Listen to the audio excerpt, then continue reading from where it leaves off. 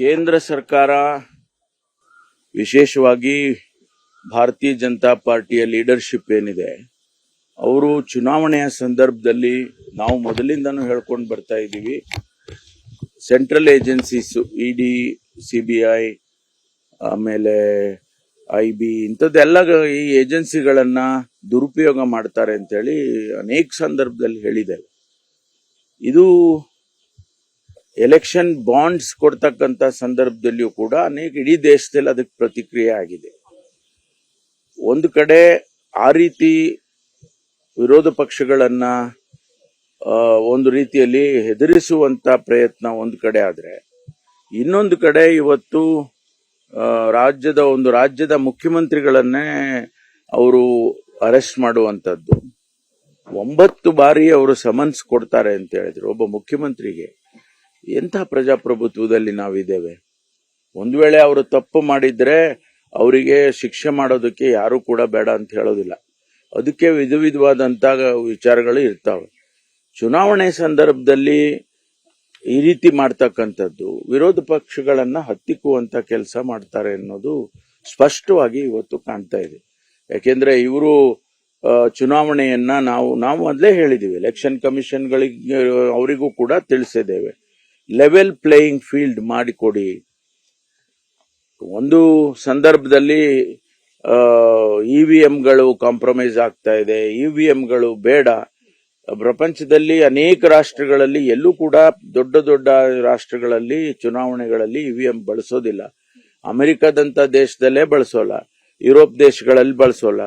ಅದರಿಂದ ಯಾವುದೇ electronic system ಅನ್ನ ಕಾಂಪ್ರಮೈಸ್ ಮಾಡೋದಕ್ಕೆ ಅವಕಾಶ ಇದೆ ಅಂತ ಹೇಳಿ ವಿಧವಾಗಿ ಎಲೆಕ್ಷನ್ ಕಮಿಷನ್ ಮುಂದೆ, ಕೋರ್ಟ್ ಮುಂದೆ ಎಲ್ಲ ಹೇಳಿದ್ದೇವೆ. ಆದ್ರೆ ಬರೀ ಕಾಂಗ್ರೆಸ್ ಪಕ್ಷ ಒಂದೇ ಅಲ್ಲ, ಎಲ್ಲರೂ ಹೇಳಿದ್ದಾರೆ, ಎಲ್ಲಾ ವಿರೋಧ ಪಕ್ಷದವರು ಹೇಳಿದ್ದಾರೆ.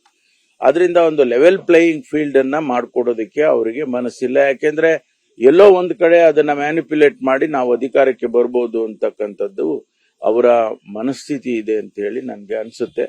ಆದ್ರಿಂದ ನಾನು ಕೂಡ ಈ ಕೇಜ್ರಿವಾಲ್ ಅವರನ್ನ ಏನು ಅರೆಸ್ಟ್ ಮಾಡಿದ್ದಾರೆ ಅದನ್ನ ಖಂಡಿಸ್ತೇನೆ. ಸರ್, ಈಗ ಶೋಭಾ ಕರಂದ್ಲಾಜೆ ಮತ್ತೆ ತೇಜಸ್ವಿ ಸೂರ್ಯ ಅವರ ಮೇಲೆ ಎಫ್ಐಆರ್ ಹಾಕಿದ್ರು. ಅದು ಚುನಾವಣಾ ಆಯೋಗವೇ ಸೂಚನೆ ನೀಡಿ ಎಫ್ಐಆರ್ ಅನ್ನು ಹಾಕಿದೆ. ಎಲ್ಲೋ ಒಂದ್ ಕಡೆ ಎಸ್ ಟಿ ಸೋಮಶೇಖರ್ ಅವರು ಹೇಳ್ತಾರೆ, ನನ್ನ ಕ್ಷೇತ್ರಕ್ಕೆ ಹೋಗೋದಕ್ಕೆ ನನಗೆ ಭಯ ಆಗ್ತಿದೆ, ನಾನು ಕಮಿಷನರ್ ಅವ್ರ ಹತ್ರ ಒಂದು ರಕ್ಷಣೆ ಕೊಡಿ ಕೇಳುವಂತಹ ಪರಿಸ್ಥಿತಿ ನಿರ್ಮಾಣ ಆಗಿದೆ ಬೆಂಗಳೂರಲ್ಲಿ ಅಂತ.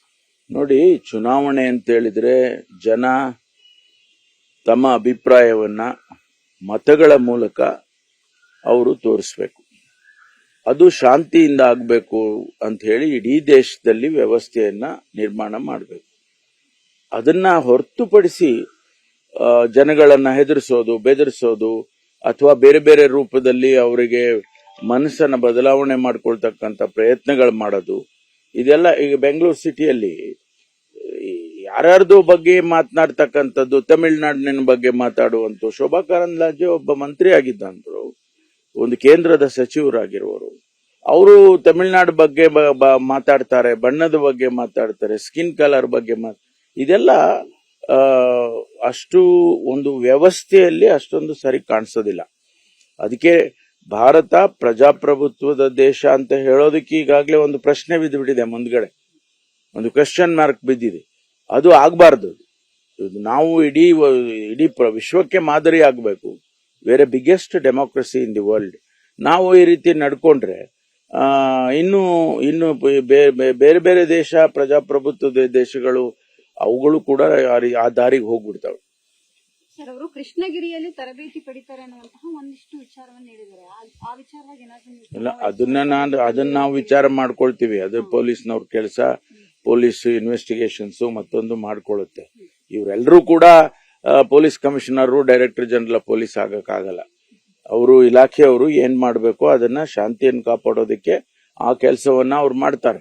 ಏನೇ ವಿಚಾರಗಳು ಬಂದ್ರೂ ಕೂಡ ಅದನ್ನ ಬಹಳ ಎಚ್ಚರಿಕೆಯಿಂದ ಅವ್ರು ಕೆಲಸ ಮಾಡುತ್ತಾರೆ, ಮಾಡಬೇಕು ಕೂಡ.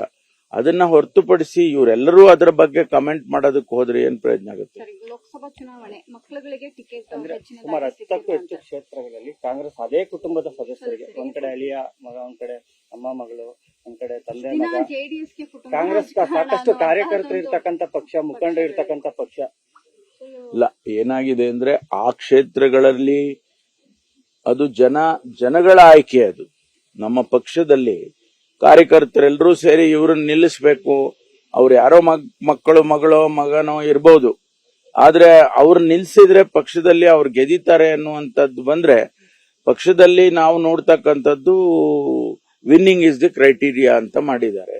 ಅವ್ರು ಗೆದಿತಾರೆ ಅಂದಾಗ ಯಾಕೆ ಕೊಡಬಾರ್ದು ಅಂತ ಹೇಳಿ, ಅದು ಆಕಸ್ಮಿಕವಾಗಿ ಅವ್ರ ಮಗನೋ ಆಗಿದ್ರೆ ಅದು ಅಷ್ಟು ಸ್ವಾಭಾವಿಕವಾಗಿ ಪಬ್ಲಿಕ್ ಡೊಮೈನ್ ನಲ್ಲಿ ಅದಕ್ಕೆ ಒಪ್ಪಿಗೆ ಸಿಗೋದಿಲ್ಲ. ಆದ್ರೆ ನಮ್ಮಲ್ಲಿ ಗೆದಿತಾರೆ ಅನ್ನುವ ಮಾನದಂಡ ಏನಿದೆ ಅಲ್ಲ, ಅದನ್ನ ಮುಖ್ಯವಾಗಿ ನೋಡಿದ್ದಾರೆ ಅಂತ ಅನ್ಕೊಳ್ತೀನಿ ನಾನು.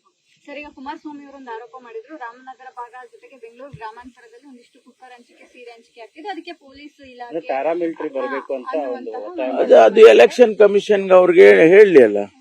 ಎಲೆಕ್ಷನ್ ಕಮಿಷನ್ ಇದೆ ಅದನ್ನೆಲ್ಲ ನೋಡೋದಕ್ಕೆ.